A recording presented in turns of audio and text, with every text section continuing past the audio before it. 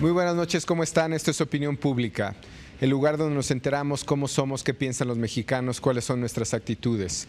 Tendremos, como cada semana, la sección de lo actual, tendremos la tendencia y la mesa. Empecemos.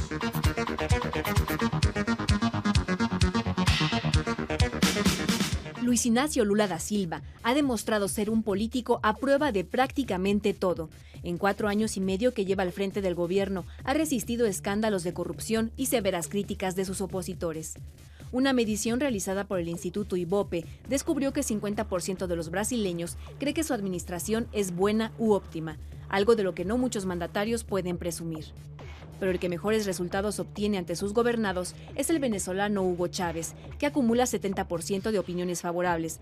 El boliviano Evo Morales también se encuentra en la cúspide con 70% de simpatías, de acuerdo con una encuesta de Mori, en tanto que la chilena Michelle Bachelet cuenta con 41 puntos y el peruano Alan García se hunde con 35. Es cierto que Lula no es el que más puntos a favor suma, pero sí que parece inmune al desgaste lógico del poder, cuestión en la que el colombiano Álvaro Uribe también se maneja bien, pues goza de 66% de aprobación. Pues creo que uno de los datos más enigmáticos es que el 50% de los brasileños apoya la gestión de Lula da Silva.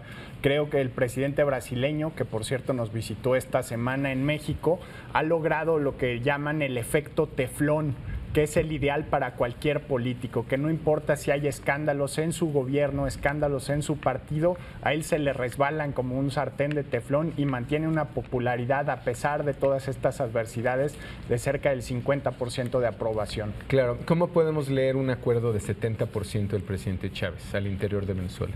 Bueno, habría que ver la metodología de la encuesta y recordar que una democracia no solo es el gobierno donde las mayorías decidan, sino donde se respeta la voluntad de las minorías. Puede ser que un sector importante de los venezolanos esté contento con el liderazgo muy fuerte, con un perfil muy controlador por parte de Hugo Chávez, pero lo que es preocupante es qué tipo de vida y cuáles son las afectaciones en sus propiedades, en su vida cotidiana del 30% de venezolanos que no están a favor de Hugo Chávez. Claro. ¿No? Ahora, entre los datos más críticos, que ya parece un hábito, tenemos Perú, ¿no? Toledo llegó a estar en 12% de acuerdo, hoy Alan García está sobre 35%, un dato que no es muy favorable del todo. No, de hecho es uno de los presidentes latinoamericanos con el índice de aceptación más bajo de todo el continente y un poco pues habla de la impaciencia de los peruanos ante los resultados que le han ofrecido tanto el gobierno de Alan García como el de Toledo antes, ¿no? Claro. Para mi sorpresa, alguien como Evo Morales en Bolivia está en un nivel de los altos, similar a Chávez, con políticas nacionalistas, hay quien diría populistas. ¿Tú crees que un tipo de acuerdo de esta naturaleza se pueda mantener en el tiempo? Creo que es difícil, son políticos que en buena medida su popularidad depende de la capacidad de gasto que tengan. Creo que, por ejemplo, en el caso de Chávez va a seguir siendo popular mientras el precio del petróleo siga alto. En Bolivia, Evo Morales se beneficia también de la situación de Venezuela, recibe financiamiento importante y hay que pensar, un sector importante de los bolivianos apoyan a su presidente. Hay que recordar, es el primer presidente de origen indígena en Bolivia, en un país que tiene una altísima mayoría de población indígena. Entonces esto le va a refrendar la lealtad de sus seguidores, de los habitantes de este país sudamericano. Pero hay que ver también y escuchar la opinión de la gente que no está con él, claro. ¿No? Son líderes muy divisivos. Claro. Habría que mencionar también el dato de Kirchner, de la Argentina, de más o menos 50%. ¿No? Los argentinos no lo ven mal, tampoco es de los mejores datos. El dato de nuestro presidente Calderón, que está sobre los 70%, que es muy similar a los más altos, que sería el de Chávez o el de Evo Morales, ¿no? Con las propias diferencias que puedan tener estas mediciones, porque no responde una sola casa, pero finalmente creemos que son de los datos más relevantes. Pasemos a nuestro siguiente dato de lo actual. La inmensa mayoría de los mexicanos se confiesa católica y no tiene conflictos para desear que la Iglesia se mantenga apartada de los asuntos políticos. Una encuesta del Grupo Reforma dejó ver que 85% de los ciudadanos se opone a que los ministros de culto puedan ser candidatos a puestos de elección popular y 8 de cada 10 cree que los sacerdotes no deben hablar de política en actos religiosos. Los datos indican que los mexicanos mantienen una franca separación entre su fe y los deseos de los religiosos de ser actores de la escena política, ya que 72% no cree que la iglesia deba tener medios de comunicación. 65 de cada 100 se oponen a que reciban presupuesto público para celebrar sus liturgias y 64% no está de acuerdo en que se imparta religión en los colegios. En este escenario, 49% de los mexicanos ha escuchado hablar en el último mes a un sacerdote o ministro de culto de la situación del país, y 40 de cada 100 los escucharon mencionar al gobierno, los gobernantes, la política o las elecciones. Una de las preocupaciones de los mexicanos de los recientes días tiene que ver con el nivel de involucramiento de instituciones como la Iglesia, sacerdotes en la vida pública, en la vida política del país. Para esto algunas mediciones han aparecido, entre ellas una del periódico Reforma, que aunque es una encuesta telefónica, creemos que marca alguna tendencia clara. ¿Cómo ves estos datos, Juan? Pues creo que los datos son contundentes, Paco, y el mensaje que dan los encuestados es que los mexicanos sí queremos separar a Dios lo que es de Dios y a César lo que es del César, ¿no? 85% de los encuestados se manifiestan en contra de que sacerdotes se conviertan en candidatos a elección popular, 80% se manifiestan en contra de que los sacerdotes hablen de temas de política durante la homilía. Me parece un mensaje bastante contundente. Así es, y a veces no solamente tiene que ver con la iglesia, sino con los personajes. Curiosamente, la iglesia junto con el ejército, que ya es una medición tradicional entre distintos investigadores, acaba siendo de las instituciones con mayor reputación.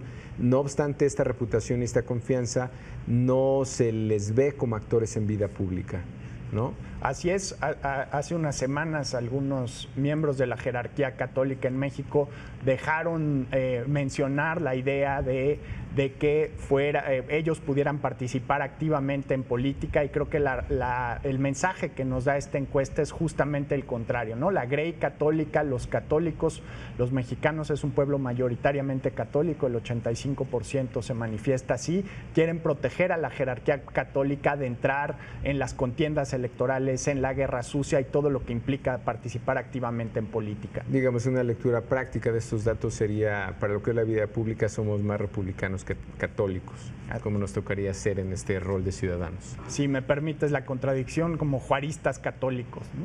Así es, así es. Estos son nuestros datos de lo actual, el nivel de involucramiento de instituciones como la Iglesia o sus sacerdotes en nuestra vida pública. Pasemos a nuestra siguiente sección, la tendencia.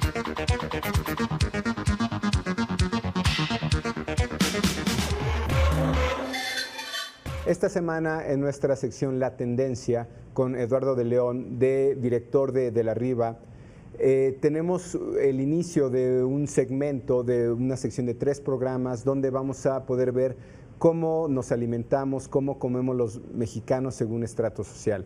Para eso tenemos a Eduardo, que nos va a explicar bien a bien cómo realizan estos estudios, cómo se realizan en investigación de mercado, y de esta manera nos vamos a poder enterar cómo nos comportamos los mexicanos, cuáles son nuestras tendencias, hacia dónde vamos. Eduardo, ¿cómo estás? Bien, Francisco, gracias. Bueno, como bien decías, vamos a presentarles una serie de 3 programas en donde abordaremos el momento de la comida en 3 niveles socioeconómicos y culturales de la población mexicana. Comenzaremos con el nivel socioeconómico y cultural E, que es la parte baja de la pirámide, y como dicen que una imagen vale más que 1000 palabras, claro. Representaremos mediante una etnografía visual que realizamos en este nivel socioeconómico cómo es una comida en un día típico de esta familia, ¿no? Perfecto. Vemos la primera imagen y nos la describes tú. Perfecto. ¿Te parece? Muy bien. Vamos a la imagen, vamos al estudio etnográfico de La Riva. Vivo con mi esposo, con mis hijos y mis nueras. Y pues normalmente aquí comemos la que más podemos, es arroz, frijoles. A veces comemos pollito, pues de vez en cuando. Y cuando comemos así, pues solamente los domingos. Nos unimos yo y mis hijos, todos comemos, toda la familia comemos juntos. pero entre semana no. Hay unos comemos, otros no, otros comen su trabajo. Mi desayuno, a veces desayuno, pues me hago unos sopes y hago una salsa de molcajete y sopes, frijolitos o quesito. Y de toma, pues cafecito o té, o a veces atolito. Pues no hay diferencia de la que es de la media semana y la que es el domingo y sábado.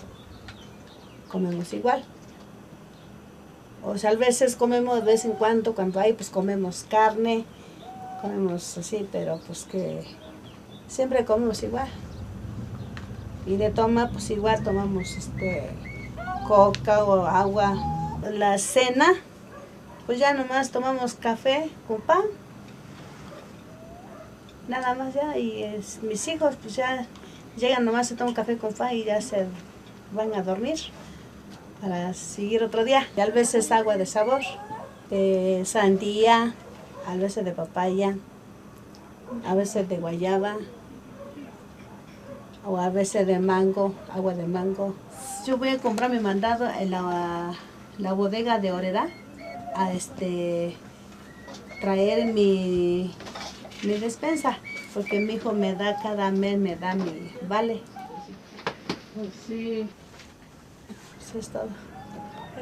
Ya no hay más que decir. La megatendencia mundial actual en cuestiones de alimentación es lo saludable. Lo que nosotros hallamos en este estudio es que en este nivel socioeconómico lo saludable no es importante. Lo más importante es comer, después la abundancia, el llenarse y que esto se vea traducido en energía. A diferencia de otros niveles socioeconómicos. Y a diferencia de para dónde va la tendencia mundial. Exactamente. También podríamos concluir como tendencia que a diferencia de otros niveles socioeconómicos en México, este nivel socioeconómico y cultural todavía se reúne más con la familia, a diferencia del resto, en los momentos de comida, ¿no? Es un momento que se aprovecha mucho para todo el tema familiar. Que no está pasando en otros estratos sociales, pero que sigue pasando en este estrato que podríamos describir como un estrato en mercadotecnia D. Así es. D, que es un ingreso familiar por debajo de los 6,000 pesos. 6,000 pesos. Sí. Okay. Mientras más alto el nivel socioeconómico, en la comida, en el momento de la comida, la reunión es menor. Okay. Y también podríamos concluir que este segmento vive en un mundo más libre en cuanto a alimentación se refiere. Más libre en cuanto a que no le preocupa si es light, si no es light, si es bajo en carbohidratos o es alto en carbohidratos, o si es grasoso o no es grasoso, ¿no? Como veíamos en un principio, lo más importante es comer, es el objetivo primordial de alimentación, y después que los llene y que esto se vea traducido en energía. ¿Y esto cómo se traduce en, digamos, este tipo de investigación de mercado, cómo se traduce en qué tipo de productos se están vendiendo, o incluso, que lo hemos visto antes en este programa, en temas de salud pública como la obesidad o otros temas? ¿Cómo lo traduce la mercadotecnia o quien está generando productos para este segmento? El hecho de que los mayores productores de productos de consumo tengan acceso mediante una cámara y un etnógrafo capacitado para recrear este fenómeno antropológico y lo puedan ver traducido en sus oficinas en cuanto a video se refiere, nos ayuda mucho para soportar hallazgos que vienen de investigaciones tradicionales cualitativas o cuantitativas, claro, ¿no? Soporta muy bien la imagen lo que podemos captar en otro tipo de hallazgos de otro tipo de investigaciones de mercado, ¿no? Esta es la primera entrega de 3 partes de cómo nos alimentamos los mexicanos. Esta va a ser la sección La Tendencia con Eduardo de León, y posteriormente veremos otros estudios de investigación de mercado sobre cómo nos estamos comportando los mexicanos y en función de eso qué productos consumimos o literalmente qué es lo que compramos, ¿no? Así es. Esto fue la sección La Tendencia de Opinión Pública. El transporte público en la Ciudad de México es barato pero deficiente. La mayoría de los habitantes padece las incomodidades de viajar en peceros, ya que no tiene para pagar taxi a diario y tanto el metro como el trolebús no cubren las necesidades básicas de los viajeros. En este escenario, la gente del Distrito Federal ve en el Metrobús una alternativa, a pesar de que las unidades que cubren la ruta de Insurgentes son absolutamente insuficientes y obligan a los pasajeros a viajar apretujados en las horas pico.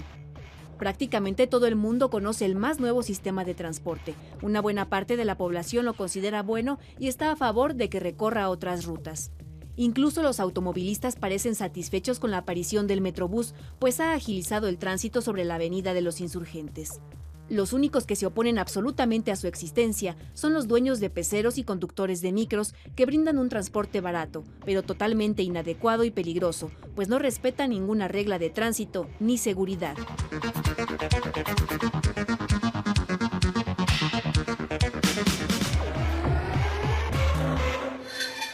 Esta semana en Opinión Pública en la Mesa tenemos un tema que creemos que les concierne a la mayor parte de los capitalinos, los habitantes de esta ciudad. Nuestro sistema de transporte. Últimamente apareció un nuevo reglamento de tránsito, pero en esta mesa nos quisimos centrar básicamente en dos sistemas de transporte que creemos que nos afectan mucho. Uno, el Metrobús, y otro, un sistema privado, que son las peceras y cómo se relacionan entre ellos. Muchas gracias, secretario, muchas gracias por haber aceptado esta invitación. Les quiero compartir los datos que tenemos, en particular sobre el Metrobús, ¿no? Sabemos que Metrópolis ha hecho algunos estudios sobre el tema en particular de transporte y nos queremos concentrar en este tema y ver cómo ven los capitalinos esto y ustedes cómo lo ven. El primer dato que tenemos es: ¿ha oído hablar o no del Metrobús? Entre habitantes de la Ciudad de México, solamente DF, no es zona metropolitana. 94% dice que ha oído hablar del Metrobús, ¿no? Se esperaría esto. ¿Usted ha utilizado o no el Metrobús? No 55%, sí 45%. Casi se parte a mitades, digamos, la gente que ha utilizado este sistema. A mí el siguiente dato es el que me empieza a llamar la atención. ¿Y cuál es su opinión sobre este sistema de transporte, sobre el Metrobús? Solo entre aquellos que han escuchado sobre el Metrobús, 40% tienen buena opinión, un saldo entre opinión positiva y negativa, pero entre usuarios de Metrobús esta opinión sube 20 puntos y se va a 60%. Me parece que esto está pasando en muchos de los servicios de nuestra ciudad y este es el primer dato que quisiera discutir con ustedes. Sucede que la gente que utiliza el Metrobús opina sustancialmente mejor del sistema que aquellos que tenemos una percepción que no lo utilizamos con cierta frecuencia. Señor secretario, ¿cómo leemos estos datos? Bueno, son lógicos. Nosotros en la Secretaría de Transporte y Vialidad tenemos un seguimiento desde que nació hace poco más de 2 años el Metrobús y podemos afirmar que las características positivas juegan su rol en los usuarios. ¿Cuáles son sus características positivas? 1, que es rápido. 2, que es seguro. 3, que es limpio. No van a ver un Metrobús ni por dentro ni por fuera sucio, nunca. Que el chofer del autobús articulado es una persona formal, que no viene distraído oyendo música ni viendo televisión. Y estos elementos en las personas que son usuarias diarias, más de una vez con mucha frecuencia, que es la característica de Insurgentes, la persona que se sube al Metrobús en Insurgentes se sube no solamente de origen-destino, sino más de una vez origen-destino. Entonces, por ello, sí se puede partir una opinión entre quien es directamente usuario de quien no conoce las bondades del sistema. Eugenia Negrete. Bueno, a mí me llama la atención positivamente, primero, el conocimiento que la gente tiene del Metrobús, aunque no lo use, o sea, lo conocen casi todos. La línea sobre Insurgentes tenía un objetivo también de demostración, una primera línea para que vean cómo funciona un nuevo sistema que se introduce en la ciudad de transporte masivo, y en ese sentido creo que cumple su función. Y sin embargo sí me llama la atención también el que la percepción general no sea tan buena como entre la población general como entre los usuarios. ¿Cómo podemos leer ese número? Bueno, yo creo que ese dato nos refleja que la opinión pública, primero, no está cerca de la realidad como uno quisiera. O sea, ¿hasta qué punto hay que creer en datos de la opinión pública, en este sentido de la calidad de un servicio público, cuando la gente no lo usa, no lo conoce, no lo disfruta o sufre, en su caso, y en ese sentido creo que quizá está empujando la opinión a priori muy mexicana de abalanzarse contra las iniciativas, contra lo nuevo, la inercia a no cambiar ni a introducir sistemas nuevos que implican riesgos en muchos sentidos, y una crítica a priori, sin conocer a fondo las bondades de un sistema. ¿Cuál es el diagnóstico dentro del gobierno de la ciudad? En la experiencia que nosotros tenemos ahora mismo, estamos conscientes de que todos los elementos positivos que ya señalé ahí están, pero traemos un problema de demanda que empieza a generarse en un problema que todavía no es crítico, pero puede llegar a serlo. Por ello, hace 2 o 3 semanas, el jefe de gobierno autorizó la adquisición de 10 autobuses articulados nuevos que deberán estar en diciembre de este año. Son autobuses que se mandan a hacer, tardan 6 meses en fabricarse. Especialmente para este servicio, y seguramente estarán poniéndose en circulación en la inauguración de la prolongación de Doctor Gálvez al Monumento al Caminero. Hay que destacar que efectivamente es tal el éxito del Metrobús que se calcularon, se venderían 2,5 millones de tarjetas del prepago, que por cierto había críticos que decían que eso no iba a funcionar. Los mexicanos no sabemos usar una tarjeta de prepago. Bueno, pues... ¿Y está funcionando? Van vendidas más de 3,5 millones de tarjetas de prepago, 1 millón más de lo calculado. Y se había previsto 220, 230,000 usuarios. Andamos en promedio en 260,000, y en marzo varios días llegamos a 280,000 usuarios en Insurgentes. Ahora, para Metrópolis, como parametría, nos tocó evaluar, ¿no?, las demandas de la población, donde había como un nivel de insatisfacción mayor. Identificamos las peceras, ¿no?, este sistema de transporte que parece muy dinámico, muy rápido, que es privado, ¿no?, y donde sí creemos que la parte de reglamentación tiene mucho que ver. El nivel de insatisfacción con algo como las peceras, ¿no?, que esta es como la otra historia, a mí visto en diagnóstico es extremo, ¿no? Es como un maltrato al ciudadano, un maltrato al automovilista, se meten en tercer carril, digamos, ahí cuál es la medida más allá del reglamento, cuál es el plan. Bueno, el plan estructural, de fondo, incluso me atrevo a decirlo, de histórico para la ciudad, es la voluntad, de ir a un sistema de 10 rutas de Metrobús que se articulan con las actuales 11 rutas del metro, más la ruta 12 que se iniciará a construir en el segundo semestre de 2008. ¿Pero cómo lo hacemos para regular eso? Esta es primera parte. Esto va a impactar a los 30,000 microbuses que circulan en la Ciudad de México. ¿Por qué? Porque entre un 30 a 40% deberá de salir de la circulación para dar el espacio a el Metrobús. El resto, estamos planteando ahora mismo, está en la opinión pública de hace 2 semanas a la fecha, una propuesta que está haciendo el jefe de gobierno para renovar 20,000 unidades entre 2007 a 2010. Renovar 20,000 unidades, pero no solo queremos renovar las unidades, porque esa es una parte de la problemática.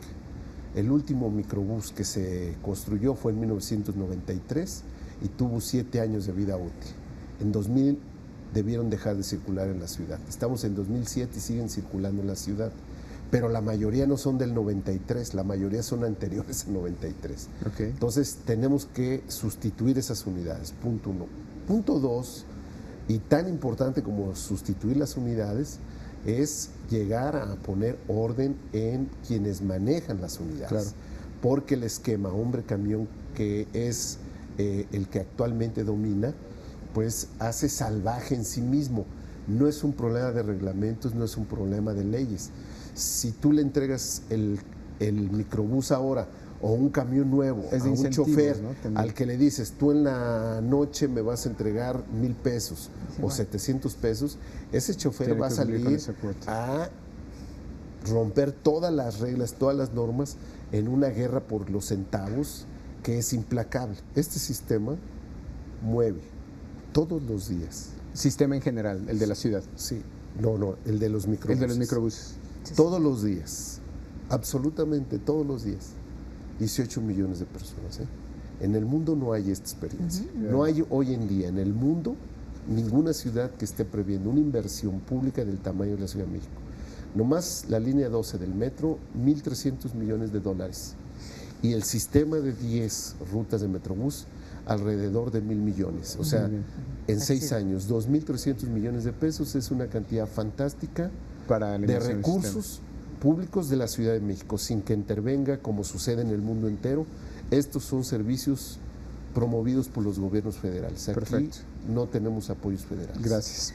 Les agradezco muchísimo. Una pequeña evaluación como de lo mejor y lo más crítico de nuestros servicios de transporte en la ciudad. No intentamos necesariamente hacer una evaluación completa, es un sistema mucho más complejo, pero por lo menos para dar un poco al público, digamos, lo que se está haciendo bien y donde tenemos nuestros puntos críticos. Les agradezco muchísimo su presencia. Gracias, Eugenia. Gracias, Armando.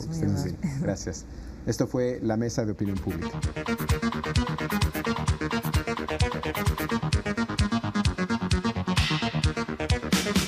Pues por una parte sí, porque pues, abarcaría un poquito más lo que es el programa de Hacia el Sur, ¿no? Lo que está trabajando, pero ahorita por el momento, pues por las obras es probable que se ve todo el desorden.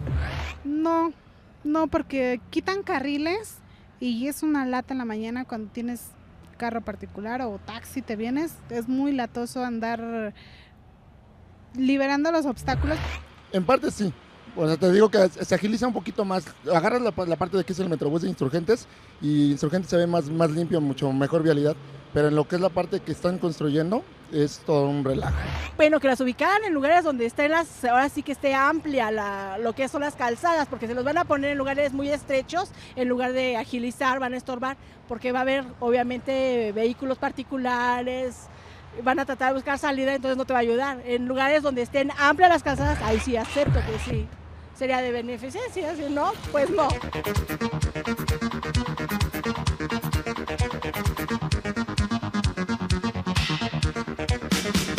Ciertamente no es la mejor evaluación poner dos sistemas de transporte en el extremo, tal vez uno de los mejor evaluados como el Metrobús y otro como pueden ser los microbuses, pero son los extremos de esta ciudad. Uno que el ciudadano está evaluando muy bien y que incluso reconocen académicos como el sistema donde el usuario está 20 puntos por arriba de su evaluación comparado con quien no es usuario o el público en general, y otro que es el más crítico, evaluado por otras instituciones como Metrópoli, donde queda claro que el gran problema, el gran agravio del ciudadano tiene que ver con este sistema relativamente irregular para buena parte de ciudadanos, sean automovilistas, sean gente que utiliza transporte público. Creo que una mesa donde simplemente poner los extremos da alguna idea de qué medidas está tomando el gobierno de la ciudad y qué expectativas podemos tener los ciudadanos sobre algo como el transporte público, un tema de primera importancia en la ciudad.